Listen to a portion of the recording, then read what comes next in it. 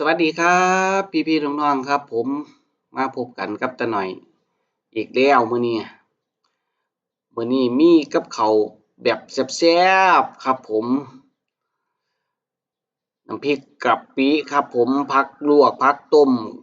แล้วก็ทอดปลาทูเด้อพี่น้องปลาทูตัวใหญ่ๆพูดน่ะน้ำพริกกะปิสีสันจ๊ะจ้านมากเลยสีสันจ๊ะจ้านมากเลยนะครับเนี่ยมาแซ่บน้ำกันครับผมเอ้ย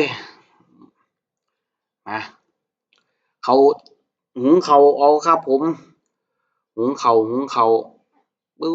ยแซ่บคัก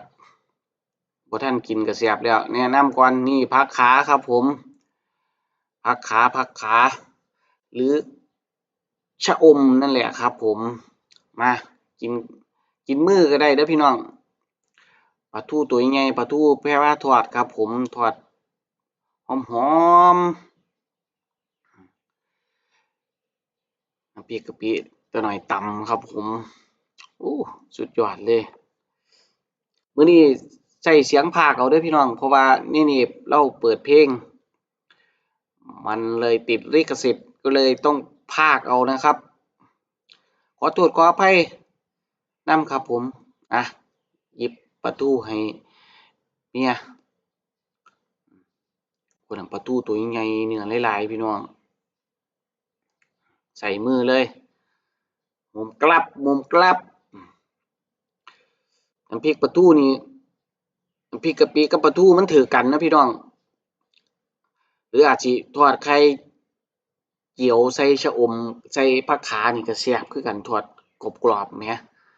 เดี๋ยวมื้อหลังสิทอดให้พี่ให้น้องเบิ่งนำกันเนาะยังแซ่บนำกันเนาะอืมขนาดมาพากย์ยามมื้อเช้าก็ยังกลืนน้ำลายนำเลยเดะนี่มันเป็นอิหยังที่น้ำพริกนี่กินกับข้าวนี่มันแซ่บอีหลีคนไทยต้องน้ำพริกกะปิกับข้าวสวยนี่โอ้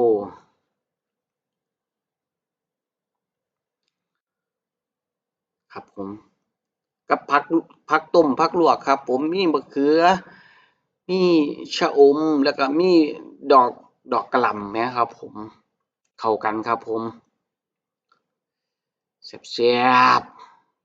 ๆชวนพี่ชวนน้องมากินข้าวแลงนำกันครับผมมื้อนี้ก็กินง่ายๆนี่ล่ะโอ้ยอิหยังกัดคอเนาะมื้ออื่นก็เตรียมตัวไปขายไส้กรอกแต่เช้าแต่น้อยเดี๋ยวแพร่ช่วงบ่ายแพรว่าก็สิขายไก่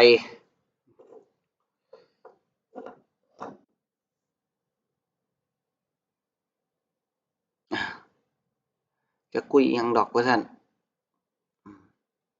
อุ้ยบักเขียจำกับน้ำพริกที่แรกว่าเอ่อสิบ่พากดอก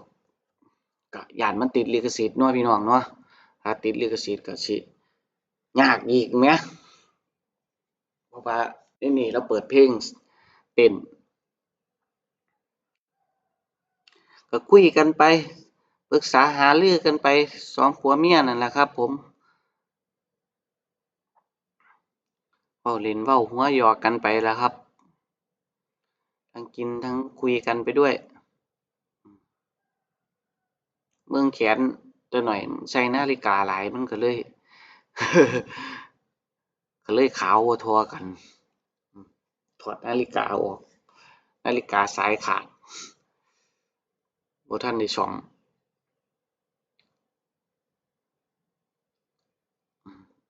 อาบน้ำนาฬิกาสายขาดมื้อนี้แหมข้าวสวยร้อนๆข้าวหอมมะลิพู้นเด้ครับผมนิ่มๆว้ายหอมๆครับผม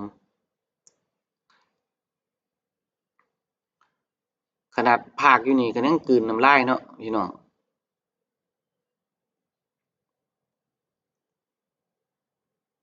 ปลาทูเหลืออีกตัวหนึ่งเดี๋ยวบอกแพ่ว่าตำป่นอยู่พี่น้อง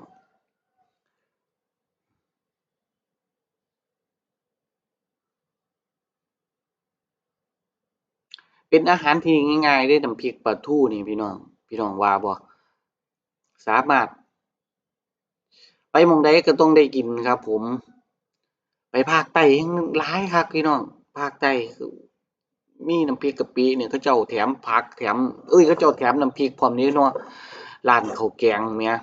แถมน้ำพริกกะปิแล้วก็แถมผักไปร้านข้าวแกงนี่ตักน้ำพริกฟรีแล้วน้ำพริกกะปิ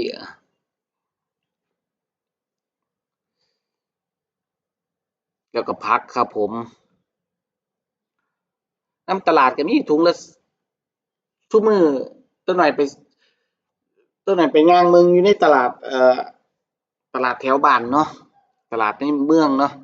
ก็ถุงละ10 บาทพวกน้ำพริกกะปิน้ำพริกปลาน้ำพริกหยังก็ถุงละ10 บาทอยู่เดะทางกรุงเทพบ่แม่นถุงละ20 30แล้วบ่เนาะพี่น้องแล้วก็เขาเจ้าก็ขายผักต้มขายผักลวกอีกต่างหากแหมเขาเจ้าขายเป็นขีดบ่หรือขายเป็นกำแหมแต่ว่าทางกรุงเทพก็อาจสิแพงแหน่บ่คือทางบ้านเฮาเนาะ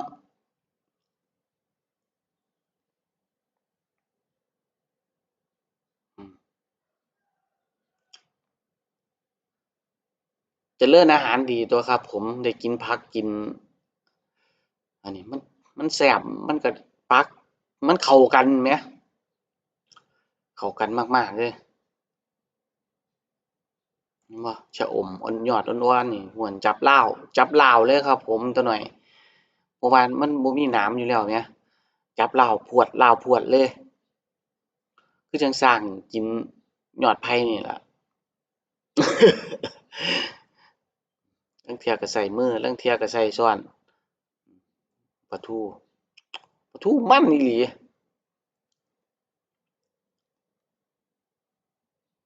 เข้าหมดหม้อครับเมนูนี้ครับผมทุกๆคนล่ะครับเกลี้ยงตับพู้นล่ะหมดหม้อล่ะ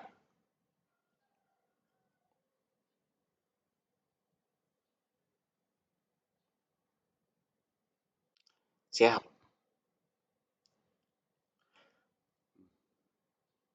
ขนาดแพ้ว่ายังบ่ทันอิ่มอะเพิ่นน่ะ